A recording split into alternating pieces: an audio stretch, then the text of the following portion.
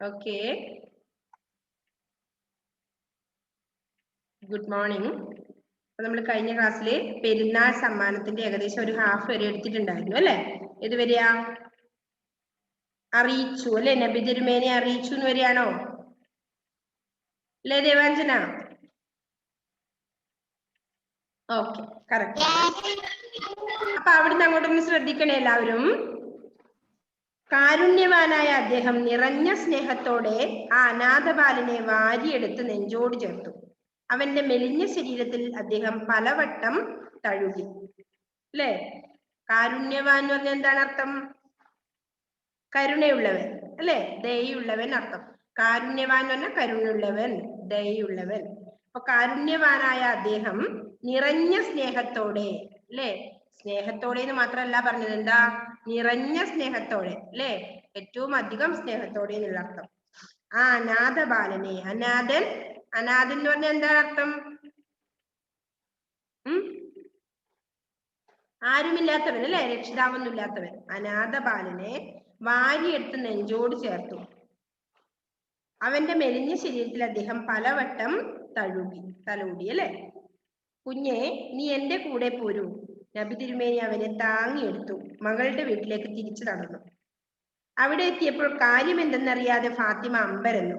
നബി തിരുമേനി പറഞ്ഞു, ഫാത്തിമ, ഞാൻ നിനക്കായി ഒരു പിറന്നാൾ സമ്മാനമാണ് കൊണ്ടുവന്നിരിക്കുന്നത് അല്ലെ? ഫാത്തിമക്ക് എന്ത് സമ്മാനമായിരുന്നു? പിറന്നാൾ സമ്മാനമായിട്ടാണ് ഇവനെ കൊടുത്തത് അല്ലെ, ഈ അനാഥ ബാലനെ. അപ്പോ എന്താ പറഞ്ഞത്? ഫാത്തിമ, ഞാൻ നിനക്കായി ഒരു പിറന്നാൾ സമ്മാനമാണ്, പെരുന്നാൾ സമ്മാനമായിരിക്കും അല്ലെ? പിറന്നാളിന് അവിടെ എഴുതിയിട്ടുള്ള സമ്മാനമാണ് കൊണ്ടുവന്നിരിക്കുന്നത്. മിടുക്കനായ ഒരു ബാലനെ, നമ്മുടെ ഹസനെയും ഹുസൈനെയും ലാളിക്കുന്നത് പോലെ നീ ഇവനെയും ലാളിച്ചു വളർത്തണം. ഫാത്തിമ ഇരുകൈകളും നീട്ടി അനാഥ ബാലനെ സ്വീകരിച്ചു. നബി തിരുമേനി പറഞ്ഞു, മോളെ, ഞങ്ങൾക്ക് ഇപ്പോൾ തന്നെ പ്രഭാത നമസ്കാരത്തിന് പോകാനുള്ളതാണ്. നീ വേഗം ഇവനെ കുളിപ്പിച്ച് പുതിയ വസ്ത്രങ്ങൾ അണിയിക്കൂ. ഫാത്തിമ എത്രയും വേഗത്തിൽ അവനെ കുളിപ്പിച്ചു, പുതിയ വസ്ത്രങ്ങൾ അണിയിച്ചു അല്ലെ? പുതിയ വസ്ത്രങ്ങൾ, ചെരുപ്പൊന്നും കിട്ടാത്ത സങ്കടമായിരുന്നു അവന്. ഇപ്പോ പുതിയ വസ്ത്രങ്ങൾ അണിയിച്ചു. ഇനി അല്പം ആഹാരം കൂടി കൊടുത്താൽ ഞങ്ങൾക്ക് മൈതാനത്തേക്ക് പോകാനാവും. വേഗമാവട്ടെ. നബി തിരുമേനി തിരക്ക് കൂട്ടി. അവൻ പെട്ടെന്ന് ആഹാരം കഴിച്ചു നബിയോടൊപ്പം പുറപ്പെട്ടു. കുഞ്ഞെ, നിനക്ക് വല്ലാത്ത ക്ഷീണമുണ്ട്. വേഗത്തിൽ നടന്നേങ്ങാൻ നിനക്ക് കഴിയില്ല. ഹസനും ഹുസൈനും നമ്മോടൊപ്പം നടന്നെത്തിക്കൊള്ളും. നബി തിരുമേനി വളരെ നിർബന്ധപൂർവം അവനെ എടുത്ത് തന്റെ ചുമലിൽ ഇരുത്തി. പുറപ്പെടും മുമ്പായി ഒരു കാര്യം കൂടി നബി തിരുമേനി അവനെ ഓർമ്മിപ്പിച്ചു. എന്താ ഓർമ്മിപ്പിച്ചത്? ഇന്നു മുതൽ നീ ഈ കുടുംബത്തിലെ ഒരു അംഗമാണ്. ഇന്നു മുതൽ നീ ഈ കുടുംബത്തിലെ ഒരു അംഗമാണ്. ഈ നിൽക്കുന്ന ഫാത്തിമ ബീഗം നിന്റെ ഉമ്മയെ പോലെ നിന്നെ ശുശ്രൂഷിച്ചു കൊള്ളും. ഇവളുടെ ഭർത്താവ് മേലിൽ നിന്റെ ബാപ്പയായിരിക്കും അല്ലെ? നീ അങ്ങോട്ട് ഉമ്മയും ബാപ്പയും ഇല്ല എന്നുള്ള സങ്കടം വേണ്ടാന്ന് പറഞ്ഞു. ഹസനും ഹുസൈനും ഇപ്പോൾ തന്നെ നിന്റെ സഹോദരന്മാരായി കഴിഞ്ഞു അല്ലെ? നിന്റെ കൂടപ്പിറപ്പായി കഴിഞ്ഞു പറഞ്ഞു. ആ അനാഥ ബാലന്റെ മനസ്സിൽ ഒരു നിലാവ് ഉദിച്ചുയർന്നു. ഇനിമേൽ താൻ അനാഥനല്ലെന്ന് ഓർത്തപ്പോൾ അവന്റെ മനസ്സ് അഭിമാനം കൊണ്ട് നിറഞ്ഞു അല്ലെ? അഭിമാനം കൊണ്ട് നിറഞ്ഞു.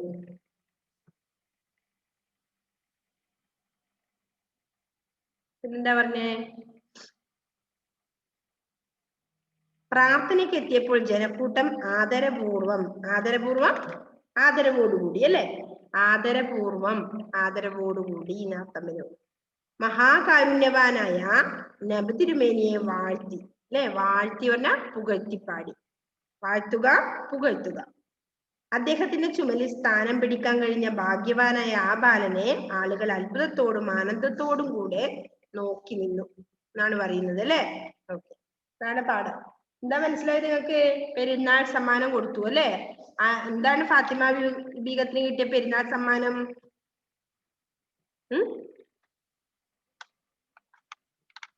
എന്താണ് ഫാത്തിമ ബീഗത്തിന് ലഭിച്ച പെരുന്നാൾ ക്വസ്റ്റ്യൻസ് ഉണ്ടായിരുന്നല്ലോ.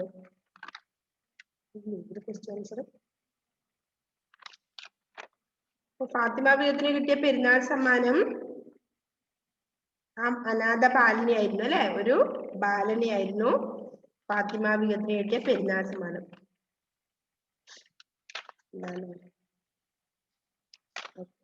ഫാത്തിമയ്ക്ക് നബി തിരുമേനി നൽകിയ പെരുന്നാൾ സമ്മാനം എന്തായിരുന്നു? ഒരു അനാഥ ബാലൻ. മനസ്സിലായോ പാഠം? അപ്പൊ പെരുന്നാൾ സമ്മാനത്തില് ഇതാണ്, നബി തിരുമേനി ഫാത്തിമ ബീഗത്തിനെ ഒരു അനാഥ ബാലനെയാണ് കൊണ്ടു കൊടുത്തത് അല്ലെ. അവര് സന്തോഷപൂർവം സ്വീകരിച്ചു അല്ലെ. അനാഥ ബാലനെ തന്റെ മകനായി സ്നേഹിച്ചു. അപ്പൊ അതാണ് പെരുന്നാൾ സമ്മാനം. ഇനി ആരൊക്കെയാ വായിക്കാനുള്ളത്? അർത്ഥത്തിൽ മനസ്സിലായോ? പാതയോരം വഴിവെക്ക്. കണ്ടോ? പാതയോരം വഴിവെക്ക്. മുന്തിയ തരം ഉയർന്ന ഇനം. ദ്രവ്യം വസ്തു. സുഗന്ധം നല്ല മണം. സുഗന്ധം നല്ല മണം, ഗുഡ് സ്മെൽ. ദീനവിലാപം ദയനീയമായ കരച്ചിൽ. സാധു പാവപ്പെട്ടവൻ. കാരുണ്യവാൻ കരുണയുള്ളവൻ. അനാഥ ബാലൻ രക്ഷിതാവില്ലാത്ത കുട്ടി. തഴുകി തലോടി. അപ്പൊ തഴുകുക തലോടുക. ലാളിക്കുക ഓമനിക്കുക. ശുശ്രൂഷിക്കുക പരിചരിക്കുക. ശുശ്രൂഷിക്കുക അത്രയില്ലേ? പരിചരിക്കുക. വാഴ്ത്തുക പുകഴ്ത്തുക. ഭാഗ്യവാൻ ഭാഗ്യമുള്ളവൻ. അത്രയാണ് അർത്ഥം വരുന്നത്. അപ്പൊ നിങ്ങൾ കഴിഞ്ഞ പാഠത്തിന്റെ നമ്മൾ ഫിനിഷ് ആക്കിയതല്ലേ? അപ്പൊ അത് കഴിഞ്ഞ് നിങ്ങൾക്ക് ഇത് എഴുതിയാൽ മതി കേട്ടോ. അർത്ഥം നമ്മുടെ അടുത്ത കഴിഞ്ഞ പാഠത്തെ ക്വസ്റ്റ്യൻസ് മിസ് സെൻഡ് ചെയ്ത് തന്നില്ല അല്ലെ. ഓക്കെ, അത് കഴിഞ്ഞ് നമുക്ക് ഈ അർത്ഥം എഴുതാം. അപ്പൊ ഇന്ന് വായിക്കാനുള്ള കുട്ടികൾ വായിച്ചോ. ആരാ ഫസ്റ്റ് വായിക്കുന്നേ? ഷെഫി ഷാജൻ. ഓക്കെ, വായിച്ചോ. പാഠം 14. പെരുന്നാൾ സമ്മാനം. മദീനയുടെ തെരുവുകളിൽ പെരുന്നാളിന്റെ തിരക്കായിരുന്നു. പുത്തനുടുപ്പുകൾ അണിഞ്ഞു കുട്ടികൾ കളെ പോലെ അങ്ങും ഇങ്ങും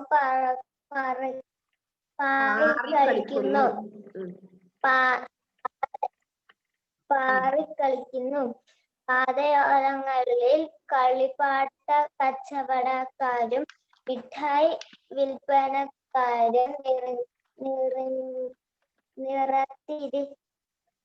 നിറഞ്ഞിരിക്കുന്നു. കടകളിൽ മുന്തിയ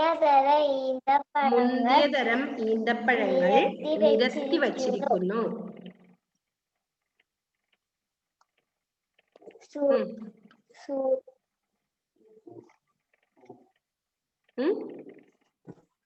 സുറുമയും വായിച്ചിട്ടില്ല ഷെഫി വീട്ടിൽ നിന്നല്ലേ. സുറുമയും സുഗന്ധദ്രവ്യങ്ങളും. സുഗന്ധദ്രവ്യങ്ങൾ എന്ന് പറഞ്ഞാൽ എന്താണ്? ദ്രവ്യം എന്ന് പറഞ്ഞാൽ വസ്തു എന്നർത്ഥം. സുഗന്ധം നല്ല മണം. അർത്ഥം മനസ്സിലാക്കുക, അന്നേരം വായിക്കാൻ പറ്റും. സുഗന്ധദ്രവ്യം. സുഗന്ധദ്രവ്യങ്ങളും വാങ്ങാൻ കുട്ടികൾ മാതാപിതാക്കളെ നിർബന്ധിക്കുന്നു. നേരം പുലർന്നു. പ്രഭാത പ്രാർത്ഥനയ്ക്കുള്ള സമയമായി. പെരുന്നാൾ നമസ്കാരത്തിൽ പങ്കുകൊള്ളാൻ കൂട്ടമായി മൈതാനത്തേക്ക് നീങ്ങിക്കൊണ്ടിരുന്നു. ആ കൂട്ടത്തിൽ 2 കുഞ്ഞുങ്ങളെയും ചുമലിലേറ്റി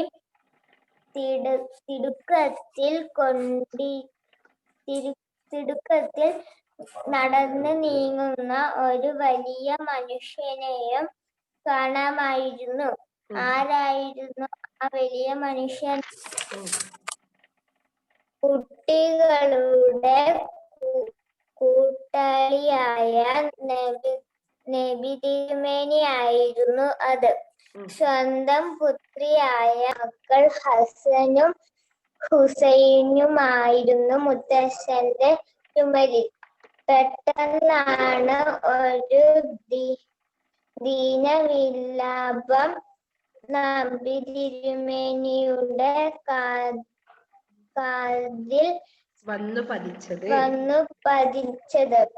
എന്താണത്?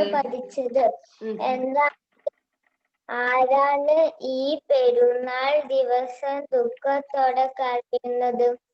അദ്ദേഹം ചുറ്റും കണ്ണോടിച്ചു. കീറിപ്പറിഞ്ഞ ഉടുപ്പും പൊട്ടി വലിഞ്ഞ വയറുമായി നിൽക്കുന്ന ഒരു സാധു ബാലനെ നബി തിരുമേനി കണ്ടു. അദ്ദേഹം മെല്ലെ അവന്റെ അടുക്കലേക്ക് ചെന്നു.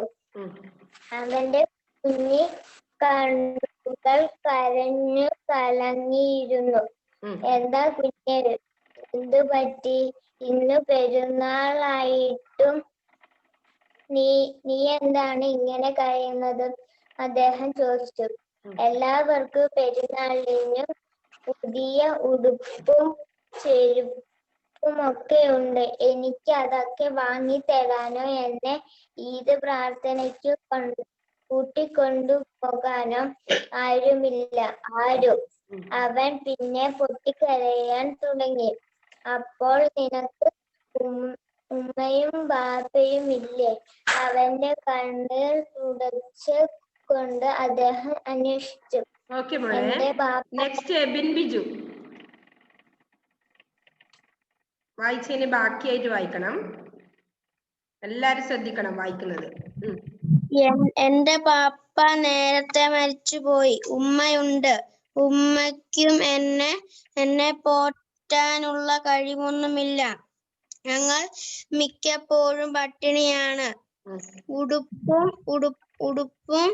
ഉടുപ്പ് വാങ്ങിത്തരാൻ ഞാൻ ഉമ്മയെ നിർബന്ധിക്കും. പക്ഷെ പാവം ഉമ്മയ്ക്ക് എന്തു ചെയ്യാൻ കഴിയും?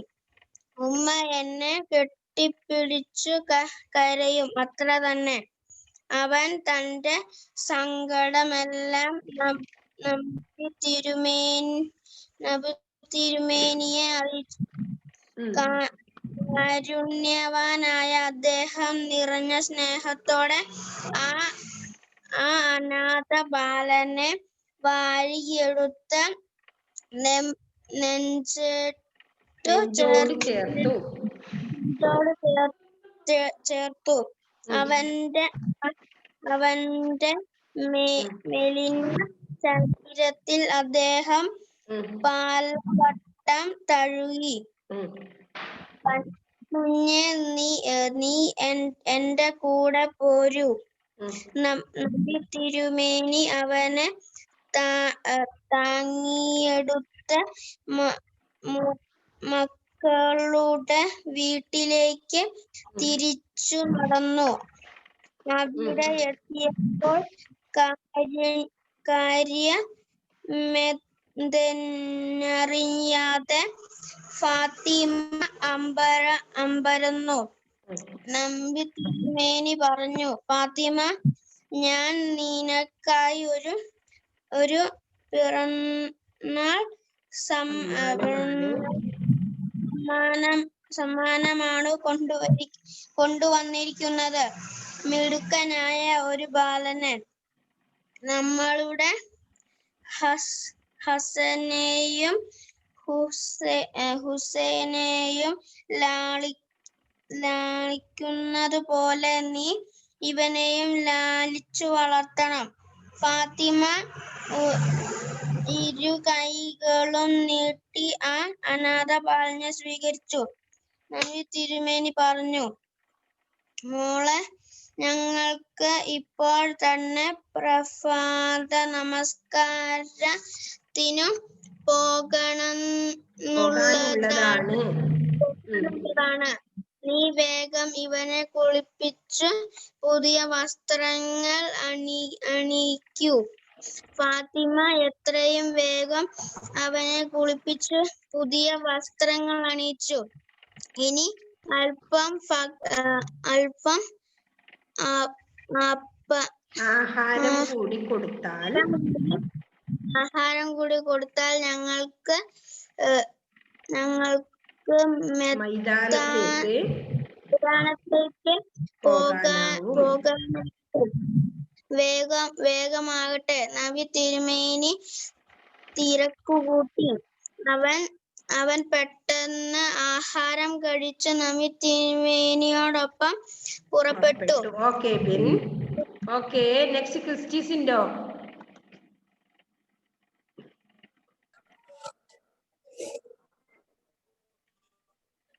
ശ്രദ്ധിക്കണം വായിക്കുന്നത്. കുഞ്ഞേ, നിനക്കു വല്ലാത്ത വല്ലാതെ ക്ഷീണമുണ്ട്. നടന്നു നീങ്ങാൻ നിനക്ക് കഴിയില്ല. ഹുസൈനയും നമ്മോടൊപ്പം നടന്നെത്തിക്കൊള്ളും. നബി തിരുമേനി വളരെ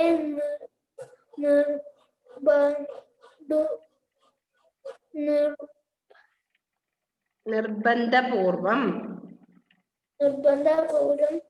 അവനെ എടുത്ത് തന്റെ ചുമലിൽ ഇരുത്തി. പുറപ്പെടും മുമ്പായി ഒരു കാര്യം കൂടെ നബി തിരുമേനി അവനെ ഓർമ്മിപ്പിച്ചു. ഇന്നു മുതൽ നീ ഈ കുടുംബത്തിലെ ഒരു അംഗമാണ്. ഈ നിൽക്കുന്ന ഫാത്തിമ ബീഗയും നിന്റെ ഉമ്മയെ പോലെ നിന്നെ ശുശ്രൂഷിച്ചുകൊള്ളും. ഇവളുടെ മേലിൽ നിന്റെ ബാപ്പയുമായിരിക്കും. ഹസനും ഹുസൈനും ഇപ്പോൾ തന്നെ നിന്റെ സഹോദരന്മാരായി കഴിഞ്ഞു. ആ അനാഥ ബാലന്റെ മനസ്സിൽ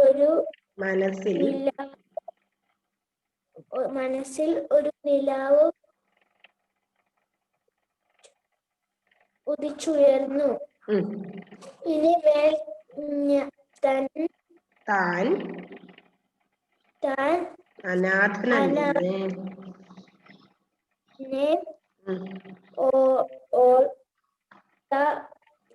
ഓർത്തപ്പോൾ അവന്റെ മനസ്സ് അഭിമാനം കൊണ്ട് നിറഞ്ഞു. പ്രാർത്ഥനയ്ക്ക് എത്തിയപ്പോൾ ജനക്കൂട്ടം ആദരപൂർവം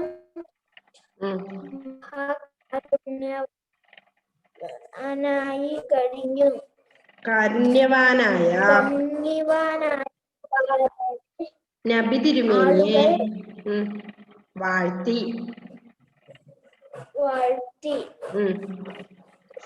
അദ്ദേഹത്തിന്റെ ചുമലിൽ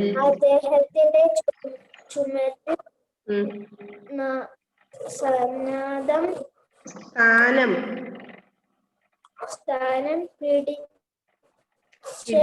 കഴിഞ്ഞ ഭാഗ്യവാനായ ആ ബാലനെ ആളുകൾ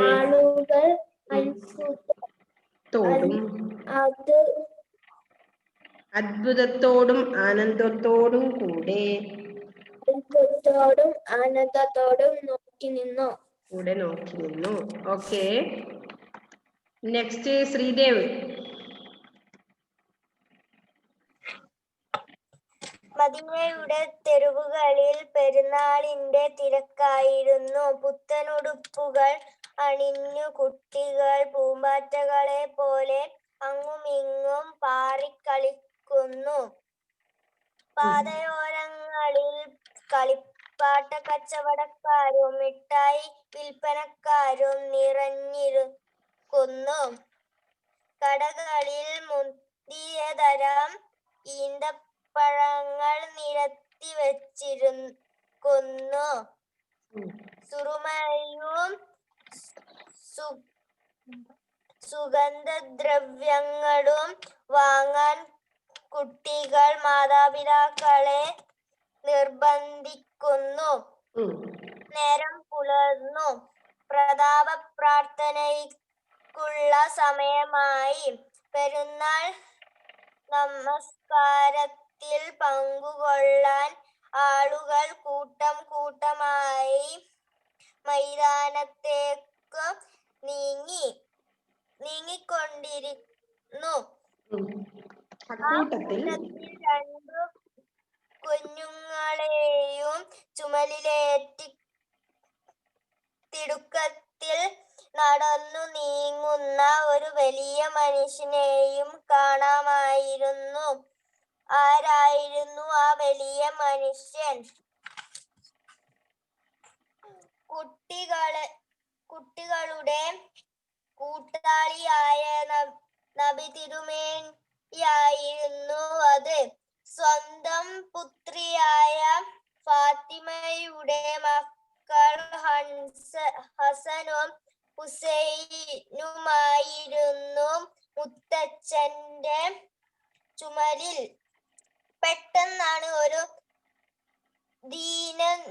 വിലാപം നബി തിരുമേനിയുടെ കാതിൽ വന്നു പതിച്ചത്. ആരാണ് ഈ പെരുന്നാൾ ദിവസം ദുഃഖത്തോടെ കരയുന്നത്? അദ്ദേഹം ചുറ്റും കണ്ണോടിച്ചു. കീറിപ്പറിഞ്ഞ ഉടുപ്പും പൊട്ടിവലിഞ്ഞ വയറുമായി നിൽക്കുന്നു ഒരു സാധു ബാലനെ നബി തിരുമേനി കണ്ടു. അദ്ദേഹം മെല്ലെ അവന്റെ അടുക്കലേക്കു ചെന്ന് അവന്റെ കുഞ്ഞു കണ്ണുകൾ കരഞ്ഞു കലങ്ങിയിരുന്നു. ഓക്കെ മോനെ ശ്രീദേവേ. Next Andros Prince.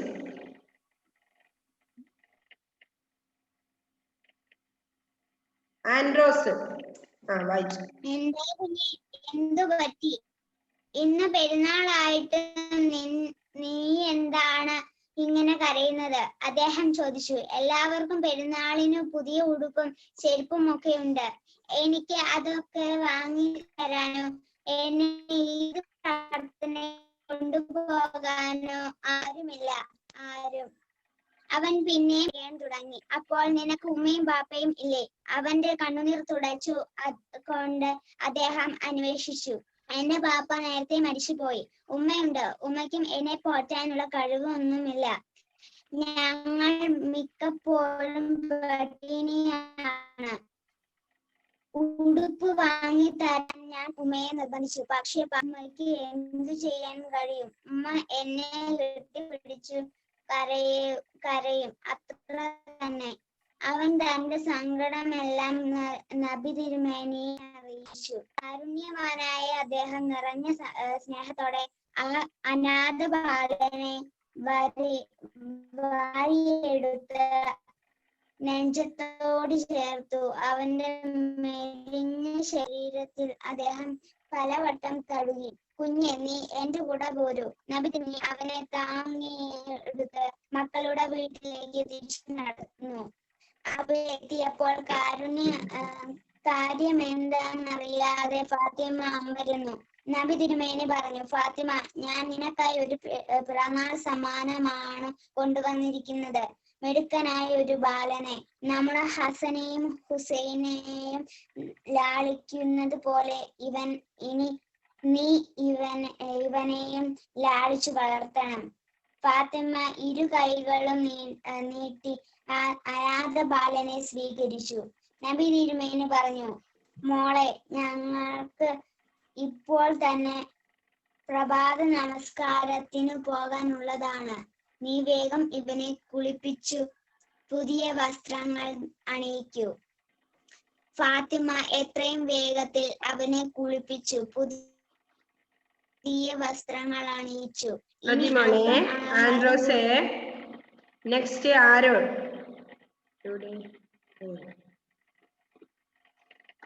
Okay, അരുണേ unmute ചെയ്തേ.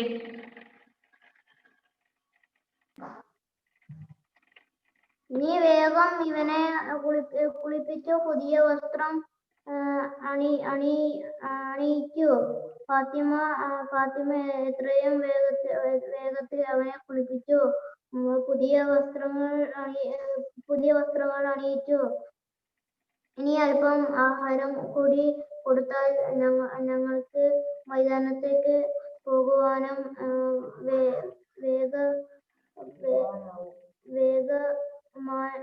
വേഗമാവട്ടെ. നമ്പി തിരുമേനി തിരുക്കുകൂട്ടി. അവൻ പെട്ടെന്ന് ആഹാരം കഴിച്ചു. നമ്പിയോടൊപ്പം പുറപ്പെട്ടു. കുഞ്ഞ്, നിനക്ക് വല്ലാത്ത ക്ഷീണമുണ്ട്. വേഗത്തിൽ നടന്നു നീങ്ങാൻ നിനക്ക് കഴിയില്ല.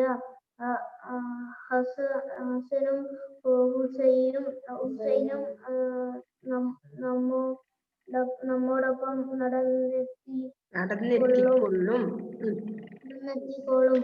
നമ്പി തിരുമേനി വളരെ നിർബന്ധപൂർവം അവനെ എടുത്ത് തന്റെ ചുമലിൽ ഇരുത്തി. പുറപ്പെടും മുമ്പായി ഒരു കാര്യം കൂടി നമ്പി തിരുമേനി അവനെ ഓർമ്മിപ്പിച്ചു. ഇന്നു മുതൽ നീ ഈ കുടുംബത്തിലെ ഒരംഗമാണ്. ഈ നിൽക്കുന്ന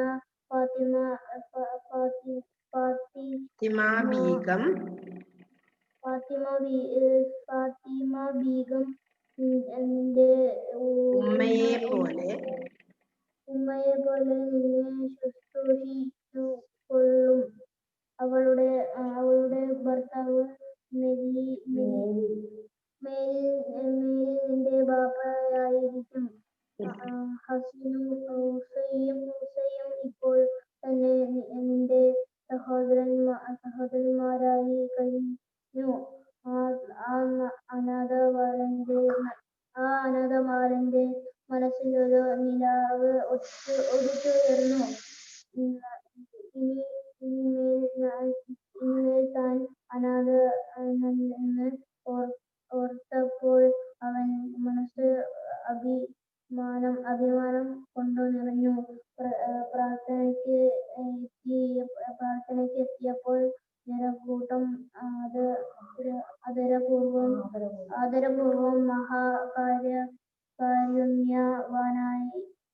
കാരുണ്യവാനായ നമ്പി തിരുമേനിയെ വാഴ്ത്തി. അദ്ദേഹത്തിന്റെ ചുമലിൽ സ്ഥാനം പിടിക്കാൻ കഴിഞ്ഞ ഭാഗ്യവാനായ ആ ബാലനെ ആളുകൾ അത്ഭുതത്തോടെ ആനന്ദത്തോടുകൂടെ നോക്കി നിന്നു.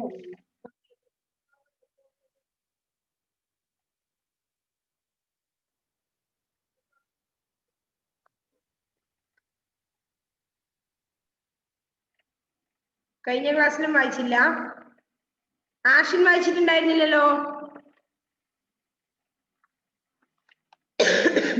ആഗ്നസും വായിച്ചില്ല? ഓക്കെ, ഇല്ല അല്ലെ? ബാക്കി എല്ലാവരും വായിച്ചോ?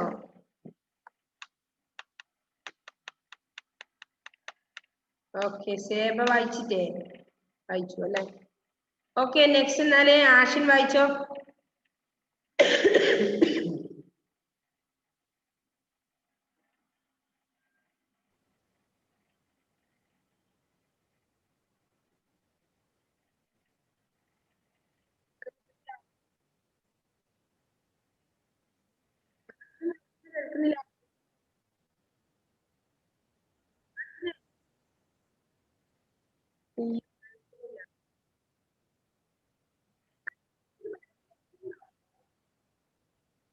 ഇല്ല.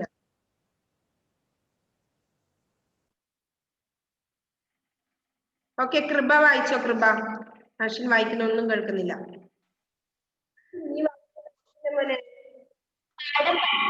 പെരുന്നാൾ മദീനയുടെ തെരുവുകളിൽ പെരുന്നാളിന്റെ തിരക്കായിരുന്നു. പുത്തനുടുപ്പുകൾ അണിഞ്ഞ കുട്ടികൾ പൂമ്പാറ്റകളെ പോലെ അങ്ങുമിങ്ങും പാറി കളിക്കുന്നു.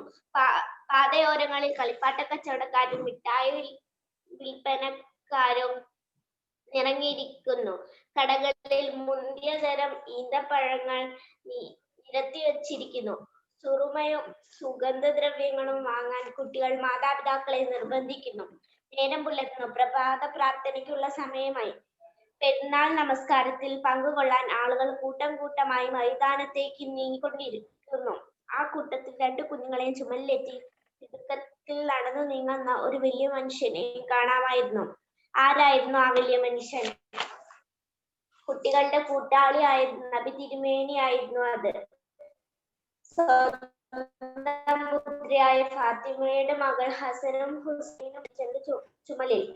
പെട്ടെന്നാണ് ഒരു ദീനവിലാപം നബി തിരുമേനിയുടെ കാതിൽ വന്ന് പതിച്ചത്. എന്താണത്? ആരാണ് ഈ പെരുന്നാൾ ദിവസം ദുഃഖത്തോടെ കരയുന്നത്? അദ്ദേഹം ചുറ്റും കണ്ണോടിച്ചു. കീറി പറഞ്ഞ ഉടുപ്പും ഒട്ടിവലിഞ്ഞ വയറുമായി നിൽക്കുന്ന ഒരു സാധു ബാലനെ നബി തിരുമേനി കണ്ടു. അദ്ദേഹം മെല്ലെ അവന്റെ അടുക്കൽ ചെന്നു. അവന്റെ കുഞ്ഞിക്കണ്ണുകൾ കരഞ്ഞു കലങ്ങിയിരുന്നു. എന്താ കുഞ്ഞെ, എന്തു പറ്റി? ഇന്ന് പെരുന്നാളായിട്ടും നീ എന്താണ് കരയുന്നത്? അദ്ദേഹം ചോദിച്ചു. എല്ലാവർക്കും പെരുന്നാൾ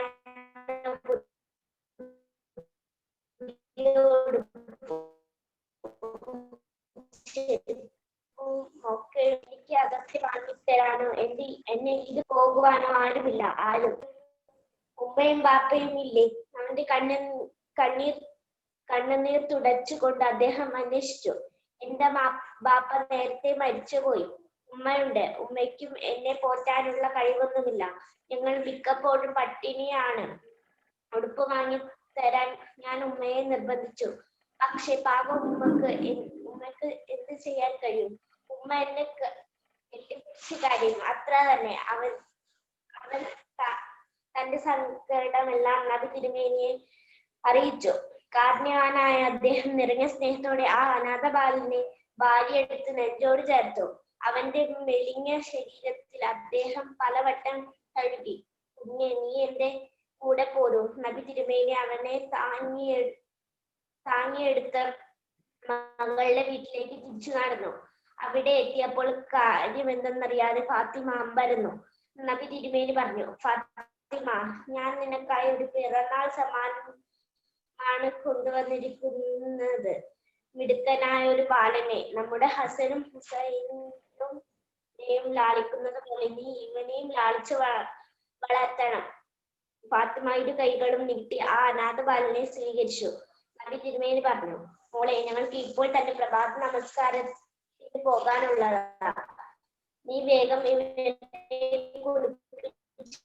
പുതിയ വസ്ത്രങ്ങൾ അണിയിക്കൂ. ഫാത്തിമയെ കുളിപ്പിച്ച് പുതിയ വസ്ത്രങ്ങൾ അണിയിച്ചു. ആഹാരം കൂടി കൊടുത്താൽ ഞങ്ങൾക്ക് മൈതാനത്തിൽ പോകാനാവും.